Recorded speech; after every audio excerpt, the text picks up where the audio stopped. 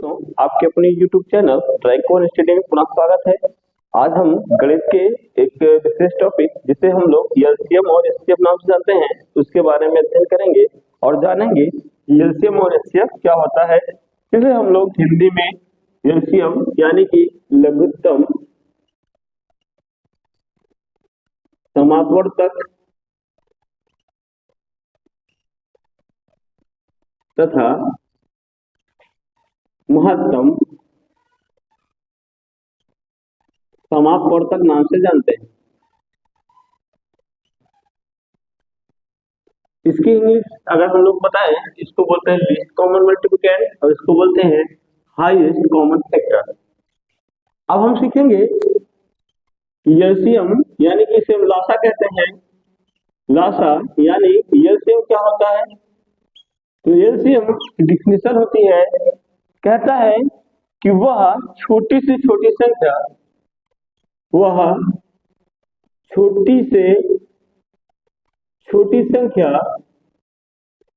छोटी संख्या जिसे भाग देने पर पूर्णतः कट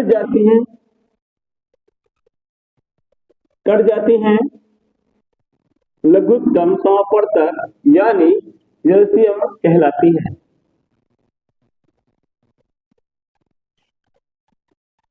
वही हमारा मासा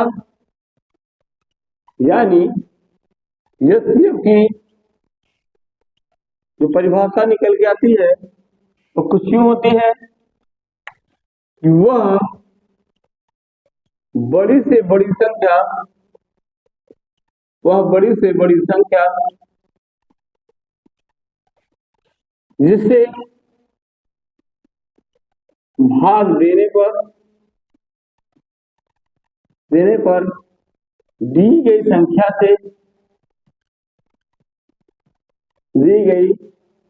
संख्या से पूर्णतः कट जाती हैं। मासा या हम कह सकते हैं एचसीएफ कहलाती है।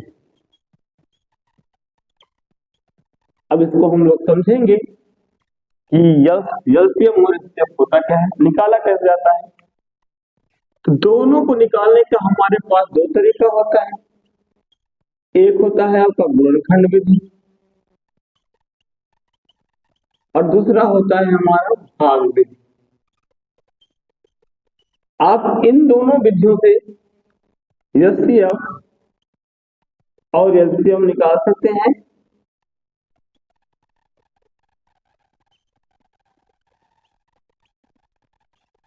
आइए हम भाग विधि से लासा यानी कि एलसीएम निकालना सीखते हैं। मान लीजिए हमारे पास एक संख्या है 18, 20 और 24। इसको हम लोग ऐसे लिख लेते हैं। इसका लासा निकालना है तो हम लोग कुछ ऐसे गुणनखंड बनाते हैं। हम लोग प्रयास करते हैं कि जो हमारी संख्याएं दी हुई हैं इन संख्याओं को कम से कम इस ऐसी संख्या से काटा जाए कि गुणा का भाग देने पे तो लगभग सभी संख्या जहां तक संभव है कट जाए। जैसे 2 से काटेंगे तो मेरा कट जाएगा सारी तीनों संख्याएं, तो 2 9 18 हो जाएगा, 2 10 20 हो जाएगा, 2 में 24 हो जाएगा। अब हम लोग देखते हैं यहाँ पे मुझे 3 संख्या है तो 3 से 10 9 भी कट जाएगा, 12 भी कट जाएगा। 3 त्रिक का 9, 10 नहीं कटेगा, उतार लेंगे, 3 चौक 12। अब हम लोग क्या करते हैं, इसको 10 और 4 को देखेंगे 2 से कट जाएगा, 3 ऐसे लोग उतार देते हैं, 3 तो 2 पंचे 10, 2 दूनी 4। अब हम लोग क्या करते हैं, दो ही संख्याओं को क्रमशः एक एक करके लिख लेते हैं, उतार लेते हैं। 2 1 कम 2 कट जाएगा। अब मैं 3 को भी 1 से काट दूंगा, 5 नहीं कटेगा, फिर 5 को भी काट दूंगा और सारी संख्याएं इस तरह कट जाएंगी। यानी जो मेरे पास यहाँ पे प्राइम फैक्टर था क्या, वो मेरे हैं 2 गुणे 3 गुणे 2 गुणे 2 गुणे 3 गुणे 5। यानी जो इसका गुणनखंड निकल के आ जाएगा 3 दूनी 6, 3 दूनी 6 दूना 12 और 2 तिहाई 6, 6 पंचे 30, 2 तिहाई 6 पंचे 30। इन दोनों का हम लोग गुणा कर लेते हैं तो मुझे क्या मिल जाएगा 12 तिहाई 36, यानी 0 बढ़ा देंगे 360, यानी 18 12 24 का लासा हमारे पास 360 होगा, जो कि इसका आंसर निकल के आ जाएगा। वही इन संख्याओं का हम लोग अब इन्हीं संख्याओं का हम लोग गुणनखंड विधि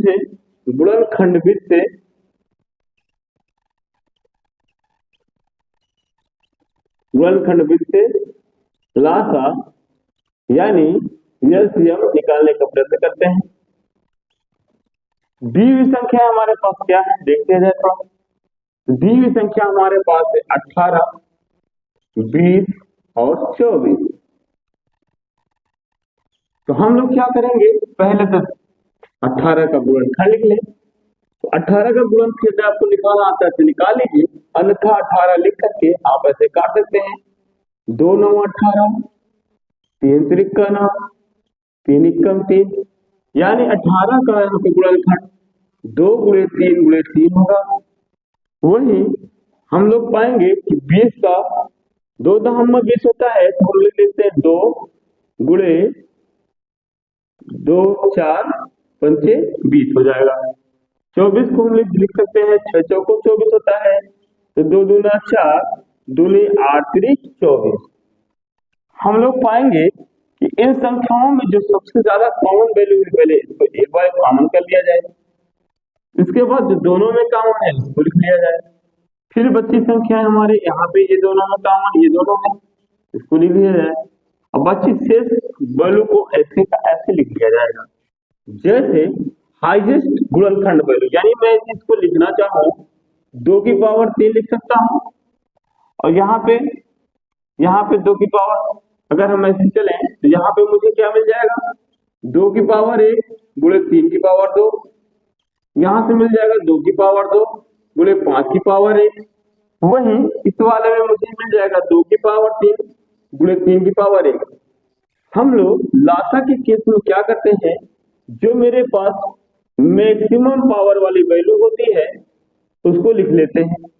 जैसे इसमें मेरे पास क्या है 2 की पावर 3 है, उसके बाद 3 की पावर मेरे पास 2 है, उसके बाद 5 की पावर 1 है। हम लोग गुणा करके लिखेंगे तो 2 का पावर 3 का मतलब 2 गुणे 2 गुणे 2 3 बार, वह 3 का पावर 2 का मतलब 3 बार, 2 बार 3 को लिख लेना है और 5 को 1 बार लिख लेना है। अब हम लोग गुणा करेंगे तो 2 दूनी 4 दूनी 8 हो जाएगा, वहीं पे 3 त्रिक 9 हो जाएगा और 5 हो जाएगा। पाएंगे दिख रहा है,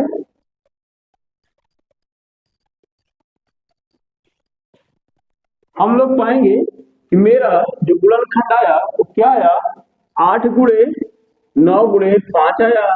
तो हम लोगों ने इससे गुणा करेंगे 9 पचे 45, अब गुणे का 8 यहाँ पे ले लेते हैं, गुणा करेंगे 8 पंचे 40 का 0, 8 चौक 32 और जो 40 का 4 कैरी था 32 4 36 हो जाएगा। इस तरह हम लोग गुणनखंड से भी प्राप्त कर लेते हैं कि हमारा एलसीएम 360 होगा, यहाँ भी हमारे एलसीएम 360 है। इन दोनों केसों में हमने गुणनखंड से और भाग से एलसीएम निकालना सीख लिया। आइए अब हम सीखते हैं किस तरह से भाग विधि से और गुणनखंड विधि से एचसीएफ यानी कि महत्तम समापवर्तन निकालते हैं। यह भी बहुत इंपॉर्टेंट और बहुत आसान होता है, थोड़ा सा इसको देखा जाए।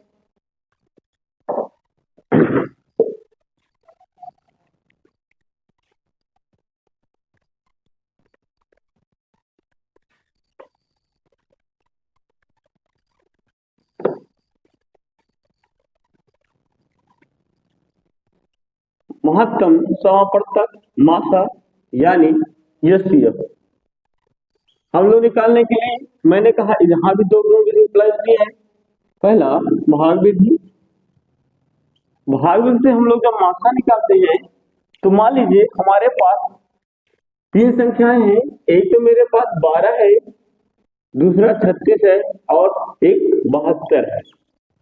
हम लोग क्या करते हैं, इनमें से कोई दो संख्या ले लेते हैं, दो संख्या लेके भाग दे देते हैं। पहली संख्या 2 ले लिए, 36 अंदर ले लिए और 12 यहाँ पे लिख लिए। हम लोगों ने भाग दिया, 12 तिहाई 36 कट गया और 0 आ गया। अभी मेरा भाजक यहाँ पे 12 है। अब मैं क्या करता हूँ, इस 12 संख्या को 72 से भी भाग देता हूँ, तो मुझे 12 × 72 प्राप्त हो जाता है। यानी कि दोनों केस में 12 ऐसी संख्या थी जो दोनों से कट गई, अर्थात इस तीनों संख्याओं का मासा हमें कितना मिल जाएगा, 12 प्राप्त हो जाएगा। आइए और देखें, मान लीजिए हमारे पास एक और संख्या है, 4 है, 28 है और 32 है।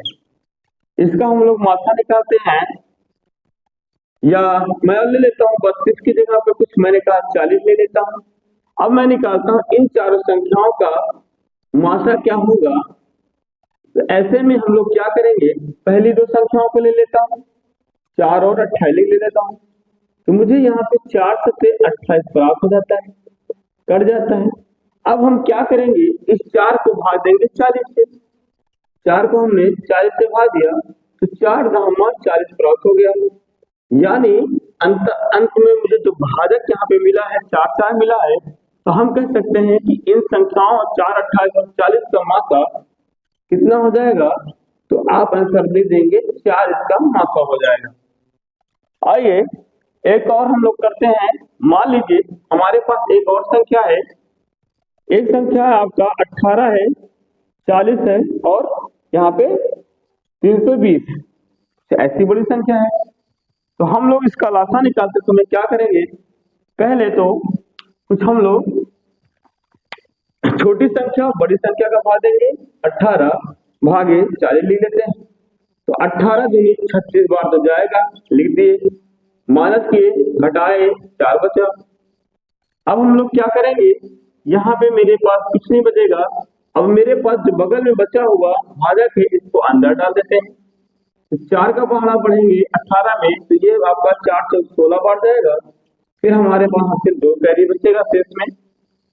अब 2 को हम बाकी बचे हुए फिर से जो भाजक है इसको अंदर डाल देंगे, 4 आ जाएगा और फिर हम लोग यहाँ पे भाग देंगे, 2 × 4 हो जाएगा। हम लोग कुछ इस तरह बाहर जो भाजक है अंदर डाल करके शेष को क्या करते हैं, अंदर भाजक से भाग दे करके शेष 0 लाते हैं। और जब मेरा शेष 0 प्राप्त हो जाता है तो 0 आने के बाद जो मेरे बगल का भाजक होता है यही इसका मासा बन जाता है। आइए अब बचा 320 है। हम लोग आंकड़ा लगाते हैं कि इसको कैसे करेंगे। तो हम इसी किन्हीं संख्याओं में से किसी से भाग देते हैं। जैसे हमने कहा इन दोनों संख्याओं का भाग दे लिए, हमारे पास संख्या है 18 और भाग देना है हमको 320 का। तो हम पढ़ेंगे 18 × 36 ज्यादा हो जाएगा, तो हम लोग पढ़ेंगे 18 × 1 = 18, घटाएंगे तो यहाँ पे 12 हो जाएगा, 12 में से 4 8 जाएगा, 4 बचेगा, यहाँ पे बचेगा 2, 2 में से 1 गया 1। अब चूंकि 18 का पहाड़ा हम 14 में पढ़ेंगे नहीं तो 0 बढ़ा देंगे। अब हम लोग पहाड़ा 18 का तो 4 में पढ़ेंगे। 18 छक्का, अब इसमें हम पहाड़ा पढ़ते हैं 18 पंचे 90, 18 छक्का 108, 18 सत्ते 126, 8 सत्ते 56 का 6 बचेगा 5, 8 7 1 7 5 12 126, 18 सत्ते 126 और 18 28 44 ज्यादा हो जाएगा, हम लोग नहीं पढ़ेंगे तो अब 126 में जाएगा, हम लोग घटाएंगे 4 बचेगा, यहाँ पे 1 बचेगा, कुछ नहीं बचेगा। हम लोग यहाँ पे फिर 18 से भागेंगे क्योंकि अभी मेरा भाजक ये हो गया, तो 14 1 14 जाएगा, यहाँ घटाएंगे 4 बचेगा, फिर हम लोग यहाँ से 14 को भाग देंगे तो 4 का पहाड़ा पड़ेंगे, 4 × 12 बार जाएगा, फिर मेरे यहाँ पे 2 बचेगा हासिल। अब 2 को हम लोग भाग देंगे 4 से, 4 लिखेंगे और 2 दूना 4 हो जाएगा, हासिल 0 हो जाएगा। यानी 0 आते ही मेरे बगल वाला वैल्यू मासा हो जाता है, हमने बताया है। तो मासा बराबर इस केस में भी मेरे पास 2 प्राप्त हो जाता है। इस तरह हम लोग भाग वृत्त से मासा निकालते हैं। आइए हम और समझते हैं कि मात्रा किस तरीके से निकाला जा सकता है। तो हमारे पास दूसरा तरीका होता है गुणनखंड विधि से, बहुत ही आसान है। जैसे मान लीजिए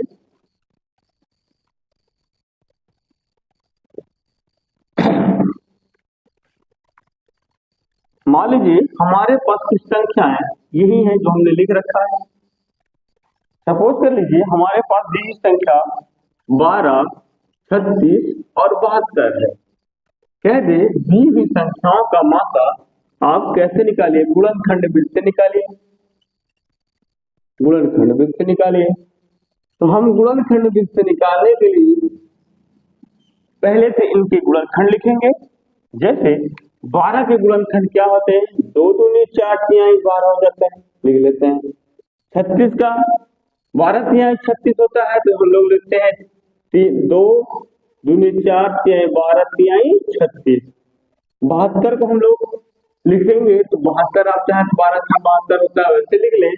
जैसे 72 को हमने कहा कैसे लिख सकते हैं, 12 छम 72 और 6 को हम लोग 2 गुणे 3 लिख लेंगे, 12 को 4 तिहाई 12 लिख लेंगे, वहीं पर 4 को हम लोग तोड़ेंगे तो 2 गुणे 2 में लिख जाएगा। यानी जो लास्ट में मेरे बच्चे ये सारे गुणनखंड निकल के आएंगे। गुणनखंड कुछ मेरा हो जाएगा इसका 72 का 2 गुणे 2, उसके बाद गुणे 3 गुणे 2 गुणे 3, 2 दूनी 4 तिहाई 12 दूनी 24 तिहाई 72। थोड़ा सा हम इसको क्रम में रख दें। 4 दूनी 8 त्रिक 24 तिया 72। हम लोगों ने गुणनखंड को लिख लिया। अब हमें मात्रा लेने समय इसमें भी पेयर बनाना होता है। जो तीनों में है उसको हम लोग बना लेते हैं, तीनों में 2 भी है। अब हमारा तीनों में 3 है कि नहीं, हाँ क्या आप पाएंगे इस 3 का जोड़ा तो बन रहा है, इसके 3 के साथ में बाकी जोड़ा मेरे पास नहीं बन रहा है। इसमें हमको क्या करना होता है कि मात्रा निकालते समय हमेशा जो जोड़े में है, तीनों में चारों में जितनी गिनती दी है, जो सभी में जोड़ा है उसको लिख लेना होता है। तो 2 गुणे 2 गुणे 3। अब हम लोग गुणा करेंगे, 2 दूनी 4 तिहाई 12। इस तरह हम लोग गुणनखंड विधि से भी 12 निकाले मात्रा, और वहीं पे हम लोग 12 भाग विधि से निकाले तो भी हमारा आंसर 12 आया था। यानी गुणनखंड विधि से भी हम लोग इस तरह से मात्रा संख्याओं का निकाल सकते हैं। आपको एलसीएम का यह छोटा सा टॉपिक समझ में आया होगा। यदि समझ में आया है तो आप इसे हमारे चैनल को लाइक सब्सक्राइब करें और कमेंट करें। धन्यवाद।